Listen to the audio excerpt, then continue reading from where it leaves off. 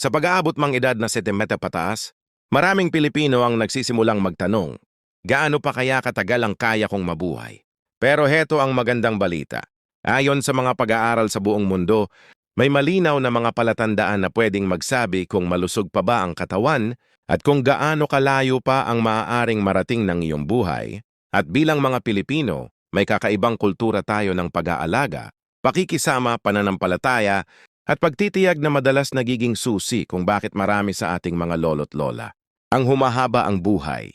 Sa mga probinsya, karaniwan pa ang mga nakakaabot ng edad na 90 pataas dahil sa simpleng pamumuhay, sariwang hangin at mas aktibong araw-araw na routine. Pero hindi lang kultura ang importante, sinasabi rin ng agham na may 6 malinaw na senyales na makikita sa katawan, sa gawi at sa pag-iisip ng isang senior na tumutukoy sa posibilidad ng mas mahabang buhay. Sa video na ito, tatalakayin natin ang bawat senyales ng malalim, ipapaliwanag ang sayentipikong dahilan at ibabahagi ang ilang karanasan ng mga Pilipinong senior na nagpapatunay dito. Marami sa mga ito ay maaaring ginagawa mo na at kung oo, mas mataas ang tansa, mas humaba ang iyong buhay kaysa karaniwang inaasahan. Kung ikaw o ang isang mahal mo ay nasa edad 70 pataas, napakahalaga ng video na ito.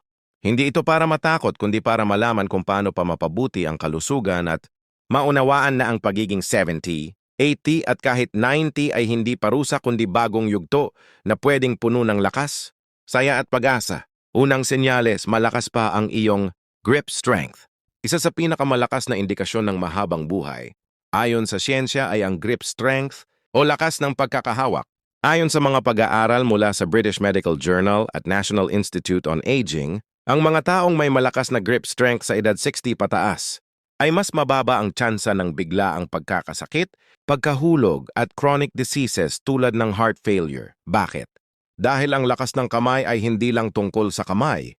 Ito ay sumasalamin sa lakas ng buong katawan kabilang ang puso at kalamnan. At kung titingnan natin ang kultura ng mga Pilipino, lalo na ang mga senior sa probinsya, makikita mo kung bakit mas marami sa kanila ang umaabot ng 80 pataas. Halimbawa, ang mga lolo sa Ilocos at Cordillera kahit edad 75 na kaya pa ring humawak ng pala, kalaykay o magbuhat ng sako sa bukid. Hindi nila alam pero araw-araw nilang pinapalakas ang kanilang muscle health na konektado sa longevity. Isang halimbawa si Lolo Ernesto ng Nueva Ecija, 78 years old. Sa tuwing pumupunta siya ng palengke, kaya panyang magbitbit ng 2 supot ng gulay at bigas ng hindi hinihingal. Nang sinuri ng doktor ang kanyang muscle mask, lumabas na ito ang dahilan kaya bata pa ang kilos niya at mababa ang blood pressure. Ang lakas ng grip at braso niya ay senyales na ang kanyang puso ay gumagana ng maayos at hindi nanghihina. Kung gusto mong malaman kung nasa long life zone ka, subukan mong pisilin ang isang tubig na bote o kung gaano katagal mong kayang humawak sa isang mabigat na bagay. Kung maganda pa ang kapit, posible pang humaba ang buhay. Basta ipagpatuloy ang light exercises gaya ng paglalakad, pag-angat ng bote na may tubig o pagwalis sa bakuran. Kahit simpleng daily chore sa bahay ay malaking tulong. At tandaan, hindi kailangan maging bodybuilder. Ang mahalaga ay consistent movement na nagpapalakas ng kalamnan. Pangalawang senyales, may malinaw ka pang layunin sa buhay. Isa pang napakalaking salik ng longevity ay purpose o layunin sa buhay. Ayon sa mga pag-aaral mula sa University of Michigan at Japan Health Institute, ang mga taong may malinaw pang dahilan para bumangon sa umaga kahit lampas edad, 70 ay may mas matatag na puso, mas mababang stress level at mas mabagal ang cognitive decline. Kung tutuisin, likas sa mga Pilipino ang sense of purpose. Maraming lolo at lola ang patuloy na nabubuhay, ang mas mahaba dahil sa pakiramdam na kailangan pa sila ng pamilya. Halimbawa, ang mga lola na nag-aalaga ng apo araw-araw, gumigising sila ng masigla dahil may tungkuling ginagampanan. Ang mga lolo naman na nag-aalaga ng halaman, nag-aayos ng bubong o may misyon pang tapusin ang maliit na negosyo ay mas malusog ayon sa research. Isang magandang halimbawa ay si Lola Virginia, 84 years old mula Samar. Pagkatapos mamatay ng asawa, nagdana siya ng lungkot at halos hindi na kumain. Pero nang inalagaan niya ang kanyang garden, simple lang. May ampalaya, kamatis at ilang halamang gamot na kabawi siya. Ayon sa doktor niya, bumaba ang blood pressure, gumanda ang lakas at mas naging alerto ang isip dahil may layunin siya. Gumanda ang kanyang overall health. Sinasabi ng Pag-aaral na kapag ang isang senior ay may malinaw na layunin, mas nagiging aktibo ang utak. May reward hormones na lumalabas tulad ng dopamine na nakakatulong sa mood, focus at energy. Kaya marami ang humahaba ang buhay dahil dito. Kung ikaw ay 70 pataas, itanong mo ito sa sarili mo. Anong dahilan kung bakit ako bumabangon araw-araw? Kahit maliit lang tulad ng pag-aalaga sa pusa, pagdidilig ng halaman, pagdarasal para sa pamilya, o kahit pakikipagkwentuhan sa kapitbahay, lahat yan ay nagbibigay lakas na nakakaapekto sa haba ng buhay. Dahil kapag may layunin, may direksyon. At kapag may direksyon, mas tumitibay ang katawan at kalooban. Kung nanonood ka pa rin ng video na ito at nakakatulong sa iyo ang mga impormasyong ito, paki-comment ng numero 2 sa ibaba para malaman kung nandito ka. At kung hindi ka pa nakasubscribe, inire-recommend kong mag-subscribe ka at iyon ang bell notification para hindi mo makaligtaan ang mga susunod na videos. Ang iyong suporta ay tumutulong sa amin na makagawa pa ng magagandang content para sa iyo. Ngayon magpatuloy tayo. Pangatlong senyales, maganda pa ang bilis ng iyong paglakad. Ayon sa Journal of the American Medical Association, isa sa pinakamalakas na indicator ng longevity ay ang walking speed. Kapag kaya mo pang maglakad ng maayos, hindi mabilis hingalin at hindi nang. Ibig sabihin ay maayos pa ang iyong puso, baga at muscle coordination. Sa Pilipinas, halata ang pagkakaiba ng seniors na aktibo sa paglalakad at yung palaging nakaupo lang.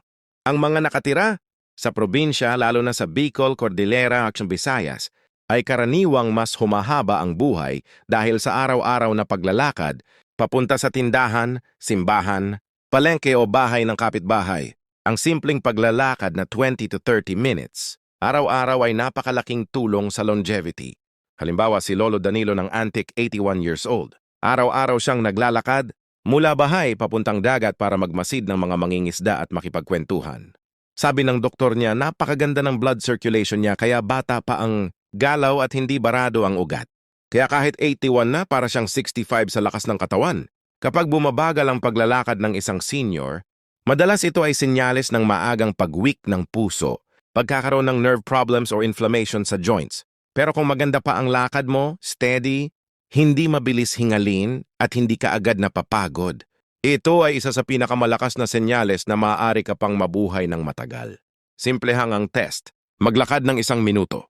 Kung kaya mo itong gawin ng hindi hingalin at walang sakit sa tuhod o balakang, nasa long life zone ka. Huwag baliwalain ang simpleng paglalakad dahil ito ay isa sa pinakamabisang natural medicine para sa seniors. Hindi kailangan ng mamahaling equipment. Hindi kailangan ng trainer. Isang magandang pares ng tsinelas o sapatos lang. Ayos na. Pang-4 na senyales, malinaw pa ang isip at naaalala ang mahahalagang bagay. Ang cognitive health ay direktang konektado sa longevity. Ayon sa research mula sa Harvard School of Public Health, ang seniors na malinaw pa ang pag-iisip, mahusay pa ang memorya at kayang mag-focus ng maayos ay may mataas na chance of living longer dahil ibig sabihin ay maayos ang daloy ng dugo sa utak at hindi mabilis ang pag-degrade ng brain cells. Sa kulturang Pilipino, malaking tulong ang araw-araw na mental stimulation. Halimbawa, ang mga lolo't lola na mahilig makipagtismisan na healthy naman, magdasal ng rosaro, magbingo, magsungka o magkwento ng kasaysayan ng pamilya ay mas aktibo ang utak. Kahit ang simpleng pagbilang ng sukli, pag-alala ng respe ng sinigang o pakikipagtalo tungkol sa politika, lahat yan ay mental exercise. Isang halimbawa, si Lolo Pepe, 79 years old sa Batangas. Kahit may edad na, malinaw pa rin ang isip niya dahil araw-araw siyang nagbabasa ng dyaryo, nanonood ng balita at kinakausap ang mga apo tungkol sa buhay. Ang resulta, mas bata ang kilos, mas alerto at hindi madaling mawala ng focus. Sabi ng doktor niya, ang mental sharpness niya ay nagpapababa ng risk ng demensya. Kung ikaw ay senior, tanungin mo, madali pa ba akong makaalala? Naiintindihan ko pa ba ang mga bagong bagay? Kaya ko pa bang sundan usapan kahit mabilis? Kung oo, napakalakas nitong senyales na malusog ang utak mo at maipang humaba ang buhay. Para mapanatiling matalas ang isip, subukan ang mga gawain tulad ng puzzle, pag-aaral ng bagong dasal, pagsusulat, pagkwento sa mga apo o pag-alala ng menu sa palengke. Ang utak ay parang kalamnan kapag hindi ginagamit ng hihina. Kung nanonood ka pa rin ng video na ito at nakakatulong sa iyo ang mga impormasyong Ito, paki-comment ng numero 4 sa ibaba para malaman kung nandito ka. At kung hindi ka pa nakasubscribe, inire-recommend akong mag-subscribe ka at iyon ng bell notification para hindi mo makaligtaan ang mga susunod na videos. Ang iyong suporta ay tumutulong sa amin na makagawa pa ng magagandang content para sa iyo. Ngayon, magpatuloy tayo. Panglimang senyales, stable ang emotions at hindi madaling ma-depress. Ayon sa pag-aaral mula sa Yale School of Medicine, ang emotional stability at resilience o kakayahang makabangon mula sa stress ay napakalaking factor ng longevity. Kapag ang isang senior ay hindi madaling ma-overwhelm, hindi agad sumusuko at marunong magpatawad at magbitiw sa galit, mas tumataas ang buhay. Sa kulturang Pilipino, malaki ang papel ng pananampalataya, pamilya at komunidad. Kapag ang isang senior ay palaging may nakakausap, may natatawagan, may nag-aayang magkape o may kasamang magdasal, bumababa ang risk ng depression at heart disease. Hindi lang ito mental, physical din. Kapag stress ng tao, tumataas ang cortisol na sumisira sa puso at immune system.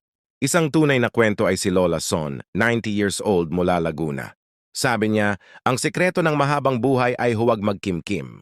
Kahit maraming pinagdaanan sa buhay pagkawala ng asawa, kahirapan, anak na nag-abroad, hindi siya nalugmok sa lungkot. Lagi siyang nakikipagkwentuhan sa kapitbahay at araw-araw siyang nagsisimba. Ayon sa doktor niya, ang tibay ng kanyang puso ay kakaiba para sa edad niya. Hindi dahil perpekto ang buhay niya kundi dahil marunong siyang mag-let go. Kung ikaw ay 70 pataas at alam mong stable pa ang iyong emosyon, hindi ka madaling magalit, hindi ka nagpapakain sa lungkot at kaya mong ngumiti kahit may problema, malaki ang posibilidad na humaba pa ang buhay mo. Pang-anim na senyales, may malalapit ka pang kaibigan o kapamilya. Isa sa pinakamalakas at pinakamatibay na predictor ng mahabang buhay. Ayon mismo sa Harvard Adult Development Study, ang pinakamahabang pag-aaral sa kasaysayan tungkol sa human happiness at longevity ay malusog at matatag na relasyon. Hindi vitamins, hindi mamahaling gamot, hindi organic na pagkain at lalo hindi kayamanan. Ang totoong nagpapahaba ng buhay ng mga seniors ay ang pakiramdam na hindi sila nag-iisa. Kapag ang isang tao ay may kausap araw-araw, may nakakasamang kumain, may tumatawag para kumustahin, o kahit may taong naghihintay sa kanya, tumataas ang antas ng kanyang kaligayahan at bumababa ang stress hormones tulad ng cortisol na kilala ring nagpapabilis ng pagtanda. At sa kultura nating Pilipino, mas lalo itong totoo. Ang bayanihan spirit, ang sabayang pagro-rosaryo, ang sama-samang pag-inom kape sa sari-sari store at ang pagdalaw matatanda ng mga kapitbahay sa mga lahat ito ay natural na social medicine na hindi natin napapansin. Ipinapakita ng research na ang social isolation ay may epekto sa katawan na parang naninigarilyo ka ng 15 sticks kada araw. Pero ang may malapit na kaibigan o kapamilya para itong shield laban sa sakit. Isipin si Lolo Mario ng Cebu, 88 taong gulang. Kada umaga may grupo na siyang naghihintay sa may tindahan. Nagkukwentuhan, tumatawa. At minsan nag-aalit ang taas sa paborito nilang basketball team. Kapag minsan hindi siya nakakarating, agad siyang hinahanap. Ang simpleng paghahanap na yon yung pakiramdam na mahalaga pa rin ako.